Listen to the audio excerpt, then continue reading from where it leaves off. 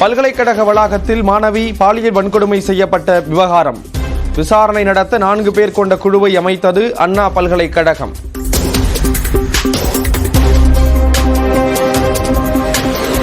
அண்ணா பல்கலைக்கழக விடுதிக்கான விதிகளில் மாற்றம் செய்ய முடிவு. மாணவி பாலியல் வன்கொடுமையை தொடர்ந்து மாலை 6:30 மணிக்குள் மாணவர்கள் விடுதிக்கு வர வேண்டும் என மாற்றம் செய்யப்படும் என தகவல்.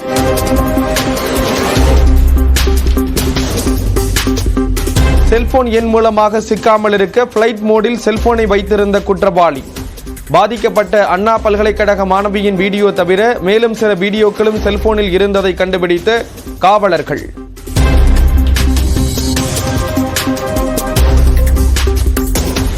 பாதிக்கப்பட்ட மாணவியின் தோழிக்கும் ஞானசேகரன் ஏற்கனவே பாலியல் தொல்லை தந்தது அம்பலம். காவல்துறையினரின் விசாரணையில் அதிர்ச்சி தகவல் வெளியானது. காதலருடன் தனியாக இருந்ததை வீடியோ எடுத்ததாக கூறி மிரட்டிய குற்றவாளி. பெற்றோர் மற்றும் டீனுக்கு அனுப்புவேன் என கூறி பாலியல் வன்கொடுமை செய்ததாக எஃப்ஐஆரில் தகவல்.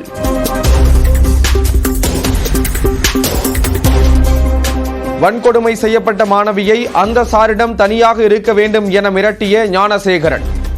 யார் அந்த சார் என்பது குறித்து காவல்துறையினர் தீவிர விசாரணை. அண்ணா பல்கலைக்கழக மாணவி பாலியல் வன்கொடுமை வழக்கு எஃப்ஐஆர் சமூக வலைதளங்களில் பகிர்ந்தால் நடவடிக்கை என காவல்துறை எச்சரிக்கை. இணையதளத்தில் எஃப்ஐஆர் விவரங்களை முடக்கியும் நடவடிக்கை. மாணவியின் விவரங்கள் அடங்கிய எஃப்ஐஆரை நாங்கள் லீக் செய்யவில்லை. அண்ணாமலை குற்றச்சாட்டுக்கு அமைச்சர் ரகுபதி மறுப்பு. எஃப்ஐஆர் வெளியாக காரணமாக இருந்த அதிகாரிகள் மீது நடவடிக்கை எடுக்க வேண்டும். பாதிக்கப்பட்ட மாணவிக்கு உரிய பாதுகாப்பு வழங்க தமிழக டிஜிபிக்கு தேசிய மகளிர் ஆணையம் உத்தரவு.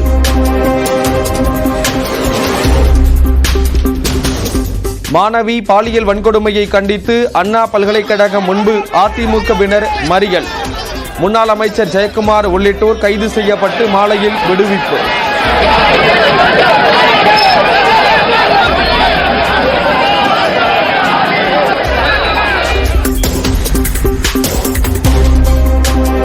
மாணவி வன்கொடுமை செய்யப்பட்டதை கண்டித்து சென்னை வள்ளுவர் கோட்டத்தில் பாஜக போராட்டம்.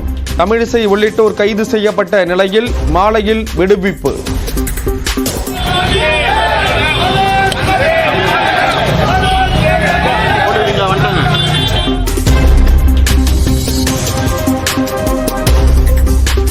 மாணவி பாலியல் வன்கொடுமையை கண்டித்து தமிழ்நாடு முழுவதும் அதிமுக நாளை கண்டன ஆர்ப்பாட்டம் என எடப்பாடி பழனிசாமி தகவல். மாணவிக்கு கொடுமை நடந்திருப்பது வெட்கக்கேடானது என்று கருத்து.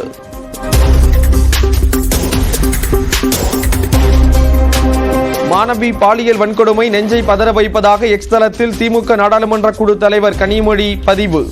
குற்றவாளிக்கு உடனடி தண்டனை கிடைப்பதை உறுதி செய்திட வேண்டும் என வலியுறுத்தல்.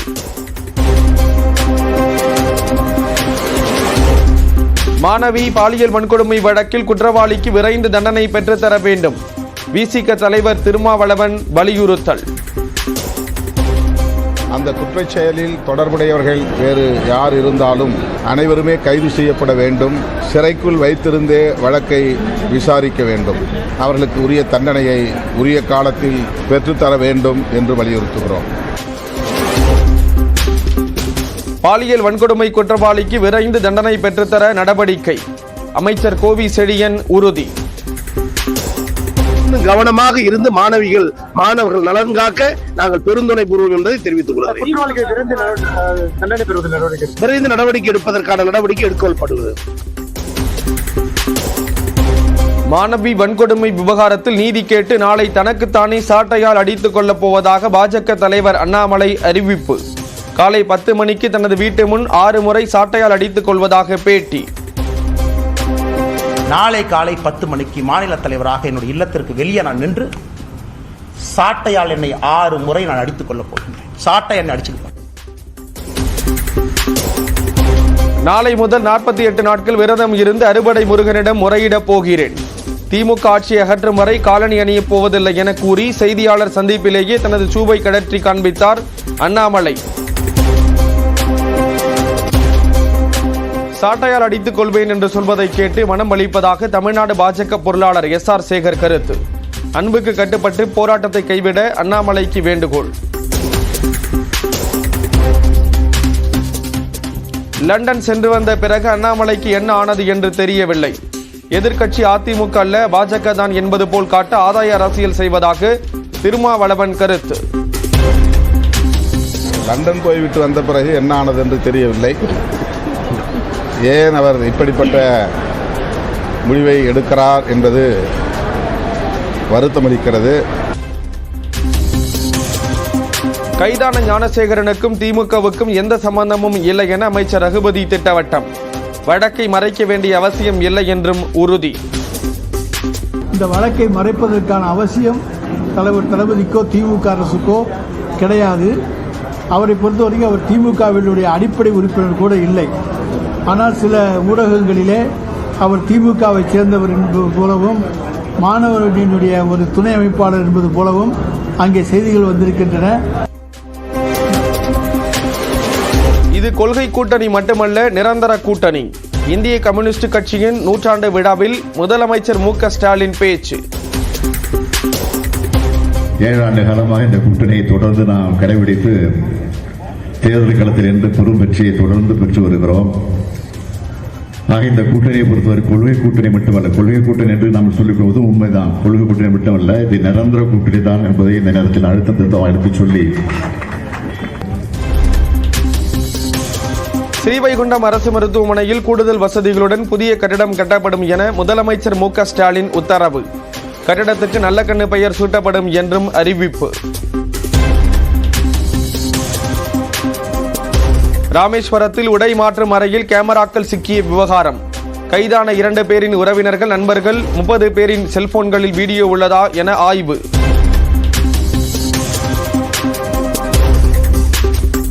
ராமேஸ்வரத்தில் உடை மாற்றும் அறையில் கேமரா சிக்கிய வழக்கில் பிடிபட்டவர் அதிமுக பிரமுகரின் மருமகன். அமைச்சர் ரகுபதி குற்றச்சாட்டு. ராமேஸ்வரத்தில் அண்ணா திராவிட முன்னேற்ற கழகத்தினுடைய பிரமுகர் ராதாகிருஷ்ணன் என்பவருடைய மருமகன் ராஜேஷ் கண்ணா என்பவர் அங்கே வந்த பெண்கள் குளிக்கின்ற அறையிலே போட்டோ கேமராவை வைத்து அமேசானில் 3 கேமரா வாங்கி வச்சு 3 அறையிலையும் வச்சு போட்டோ எடுத்து அதை அந்த காட்சிகளை எல்லாம் வியாபாரப்படுத்தினாரா, வெளிப்படுத்தினாரா, மிரட்டினாரா என்பதெல்லாம் விசாரணையில் தெரியும். பாமகவின் நிபந்தனையற்ற ஆதரவு குறித்து திமுகவுக்கு கவலை இல்லை. அன்புமணிக்கு அமைச்சர் துரைமுருகன் பதிலடி. சார், அன்புமணி ராமதாஸ் துணை முதல்வர் உங்களுக்கு கொடுத்துருக்குன்னு சொல்லியிருக்காரு சார். அதெல்லாம் தெரியாது. 10% இடஒதுக்கீடு கொடுத்தாங்கன்னா நிபந்தனையற்ற ஆதரவாளர் பாமக சொல்லியிருக்கேன் சார். அதை பற்றி நான் கவலைப்படல.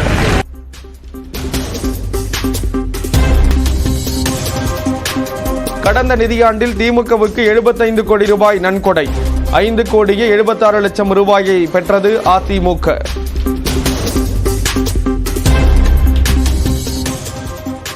சட்டம் ஒழுங்கு விடயத்தில் சமரசம் செய்து கொள்ள முடியாது. அல்லு அர்ஜுன் பட விவகாரத்தில் தெலுங்கு திரையுலகினருடன் ஆலோசனை நடத்திய முதலமைச்சர் ரேவந்த் ரெட்டி திட்டவட்டம்.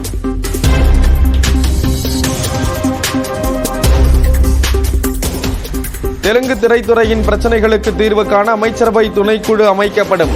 சினிமா துறை சார்பிலும் குழு அமைக்கப்படும் என தெலுங்கானா முதலமைச்சர் ரேவந்த் ரெட்டி தகவல். சபரிமலை ஐயப்பன் கோயிலில் மண்டல பூஜை நிறைவு. இன்று இரவு நடை அடைக்கப்படும் என தகவல். 2,28,000 பேரை பலி கொண்ட சுனாமியின் 20ஆம் ஆண்டு நினைவு தினம்.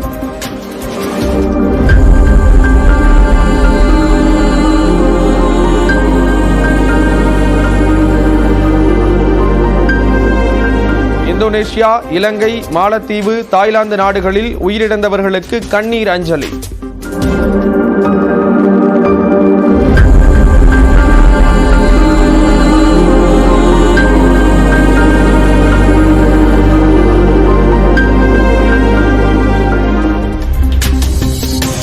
சுனாமி நினைவு தினத்தை ஒட்டி தமிழ்நாட்டின் பல்வேறு பகுதிகளிலும் நினைவஞ்சலி. குழந்தை இயேசுவால் நேசிக்கப்பட்டு மகிமை பெற்றப்பட்ட புனித அந்தோனியாரே, வார்த்தையிலும் செய்தியிலும் வல்லமை. கடலூர் வெள்ளி கடற்கரையில் மரியாதை செலுத்தினார் தவேக பொதுச் செயலாளர் Anand.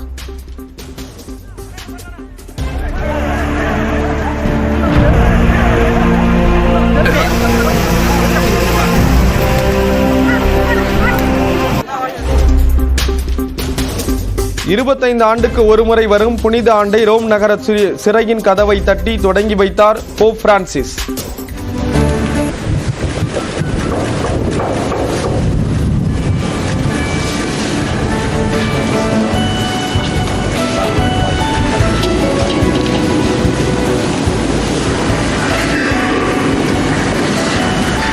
Porta Santa.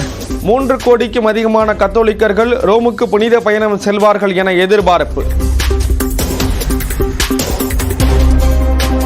Christmas அலங்காரத்தின் drone காட்சிகளை வெளியிட்டது வெள்ளை மாளிகை.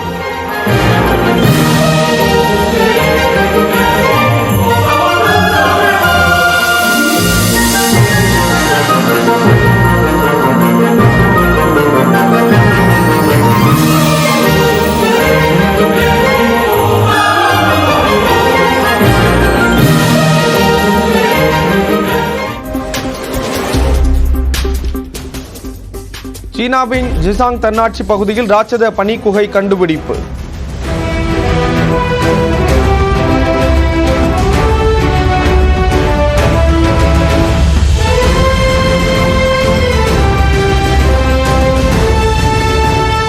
$150 மீட்டர் நீளத்தில் படிக அரண்மனை போன்று காட்சியளிக்கும் அழகிய பனி குகை.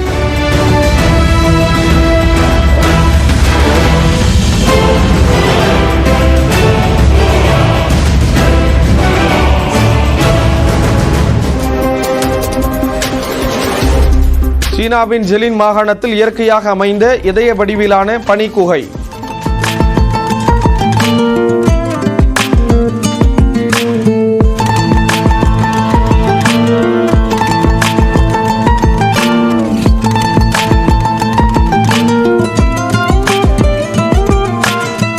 கண்களுக்கு விருந்தளிக்கும் விதமாக ரோஜா பூக்களை கொண்டு அலங்கரிக்கும் சுற்றுலா பயணிகள்.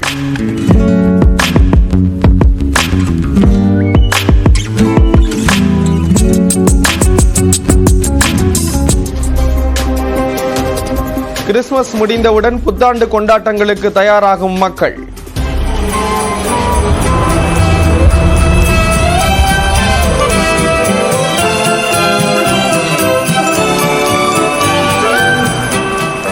ரஷ்ய தலைநகர் மாஸ்கோ வீதிகளில் எங்கு காணினும் மின் விளக்கு அலங்காரம்.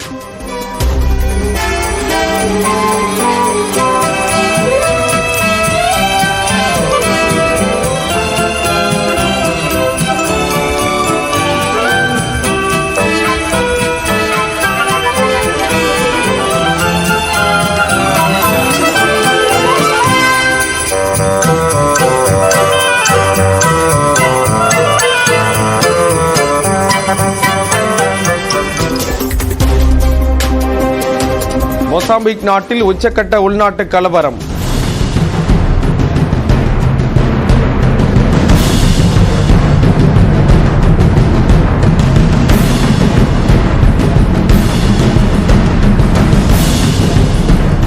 சிறைச்சாலையை உடைத்துக் கொண்டு தப்பிய 1000 கைதிகளை தேடும் ராணுவம்.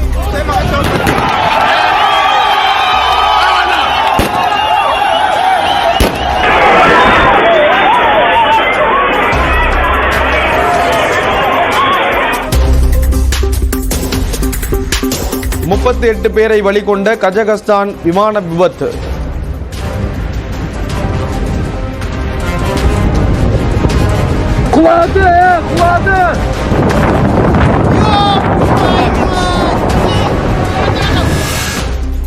ரஷ்ய ராணுவத்தால் தவறுதலாக வான் பாதுகாப்பு ஏவுகணை அமைப்பு மூலம் தாக்கப்பட்டிருக்கலாம் என சந்தேகம்.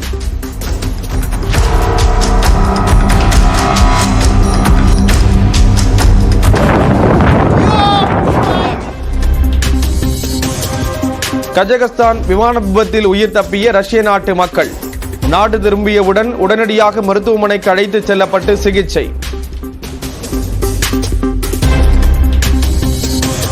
காசா பகுதியில் இருந்த சுரங்கப்பாதைகள் தாக்கி அழிப்பு.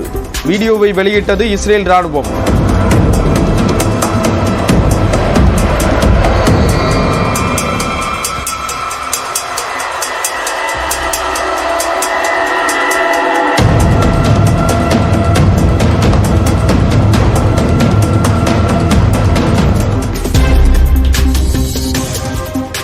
இந்தியாவுக்கு எதிரான பாக்ஸிங் டே டெஸ்ட் போட்டியில் 4 ஆஸ்திரேலிய வீரர்கள் அரை சதம்.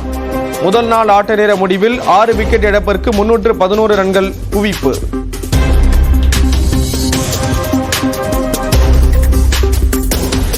ஆஸ்திரேலிய இளம் வீரரை களத்தில் இடித்த விராட் கோலி.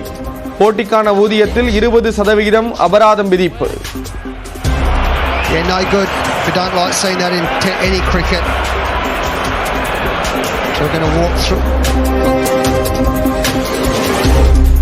தனது குடும்பத்தினருடன் நடிகர் ரஜினிகாந்தை சந்தித்த உலக செஸ் சாம்பியன் குகேஷ். பொன்னாடை அணிவித்து வாழ்த்து தெரிவித்த ரஜினிகாந்த்.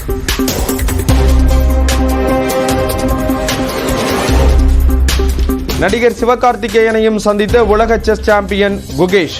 கடிகாரத்தை பரிசாக அளித்து மகிழ்ந்த சிவகார்த்திகேயன்.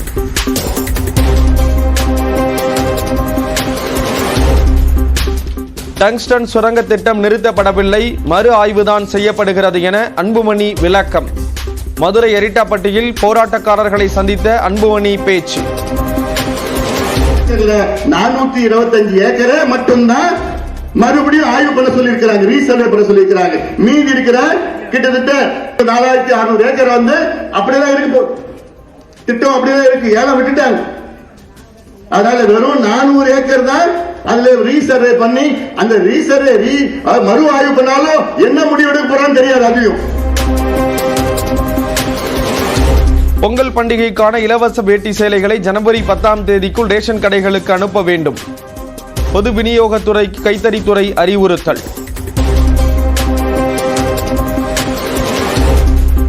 மருதமலை கள்ளழகர் கோயில்களில் நாள் முழுவதும் அன்னதானம் வழங்கும் திட்டத்தை தொடங்கி வைத்த முதலமைச்சர். பழனி கோயில் சார்பில் நடத்தப்படும் பள்ளிகள் மற்றும் கல்லூரிகளில் பயிலும் மாணவர்களுக்கு மதிய உணவு திட்டமும் தொடக்கம். காஞ்சிபுரம், ராணிப்பேட்டை, தருமபுரி மாவட்டங்களில் மழை. கள்ளக்குறிச்சி, திருப்பத்தூர் மாவட்டங்களிலும் மழை பெய்ததால் மக்கள் மகிழ்ச்சி.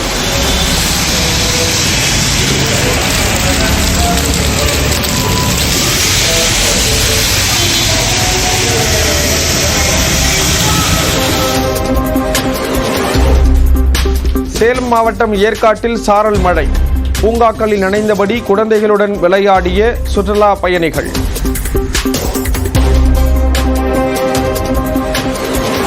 புதுச்சேரியில் கடலில் இறங்க பொதுமக்களுக்கு தடை. புத்தாண்டு நெருங்கும் நிலையில் கூட்டம் கூடுவதை தடுக்கும் வகையில் நடவடிக்கை. மது போதையில் பெண் காவலருக்கு பாலியல் தொல்லை. ராஜபாளையம் சிறப்பு உதவி ஆய்வாளர் மோகன்ராஜை பணியிடை நீக்கம் செய்து எஸ்பி உத்தரவு. எழுத்தாளர் MD வாசுதேவன் மறைவுக்கு முதல்வர் ஸ்டாலின் இரங்கல். நவீன மலையாள இலக்கியத்தின் முகங்களில் ஒருவராக விளங்கியவர் என புகழாரம். வாரணாசியிலிருந்து ராமேஸ்வரம் செல்லும் விரைவு ரயிலின் பெயர் பலகையில் தமிழ் புறக்கணிப்பு என புகார். தமிழ்நாட்டில் 650 கிலோமீட்டர் பயணிக்கும் ரயிலில் தமிழ் இடம்பெற பயணிகள் வலியுறுத்தல்.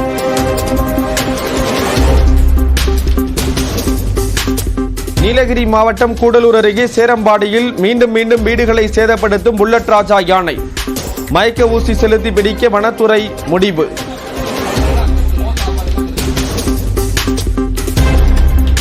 சிவகங்கை மாவட்டம் திருபுவனம் அருகே பிரேக் பிடிக்காமல் சென்ற அரசு பேருந்து. கல்லை போட்டு நிறுத்திய சம்பவத்தால் பரபரப்பு.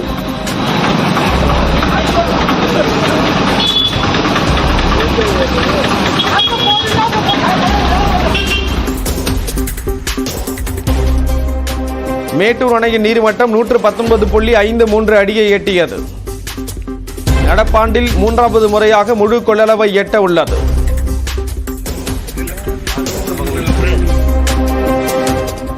கோயம்புத்தூர் அருகே தனியார் பேருந்துகளில் பயணிகளை ஏற்றுவதில் தகராறு. பேருந்தை சாலையில் நிறுத்திவிட்டு வாக்குவாதத்தில் ஈடுபட்டதால் பயணிகள் அவதி.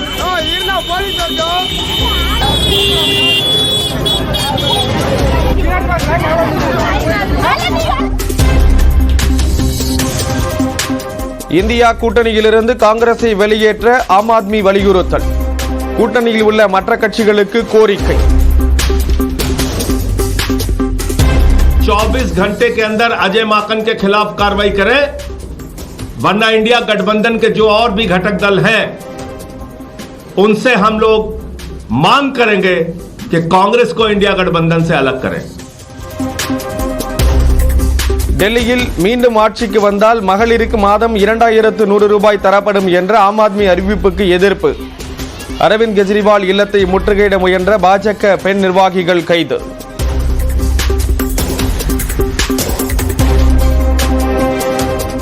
மகாராஷ்டிராவில் விளையாடிக் கொண்டிருந்த சிறுவன் மீது மோதிய கார்.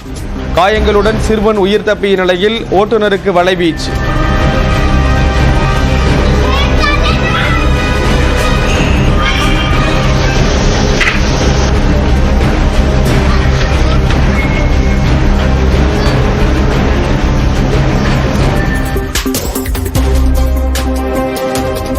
ஜம்மு காஷ்மீரின் சோன்மார்க் பகுதியில் கொட்டும் பனிப்பொழிவு. பனிச்சறுக்கு உள்ளிட்ட விளையாட்டுகளில் ஈடுபட்டு மகிழும் சுற்றுலா பயணிகள்.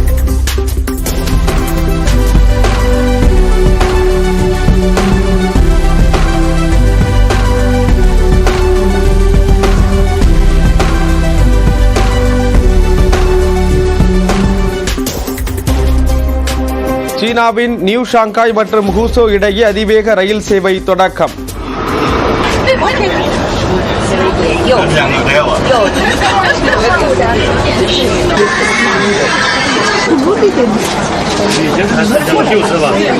மின்னல் வேகத்தில் சென்ற ரயிலில் உற்சாகமாக பயணம் செய்த பயணிகள்.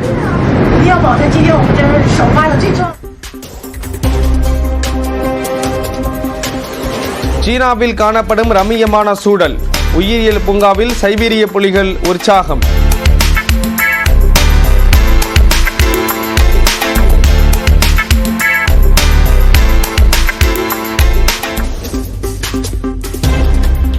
இணையதளத்தில் ரயில் டிக்கெட் முன்பதிவு பாதிப்பு. காலை 10 மணிக்கு தட்கல் டிக்கெட் பதிவு செய்ய முடியாமல் தவித்த பயணிகள்.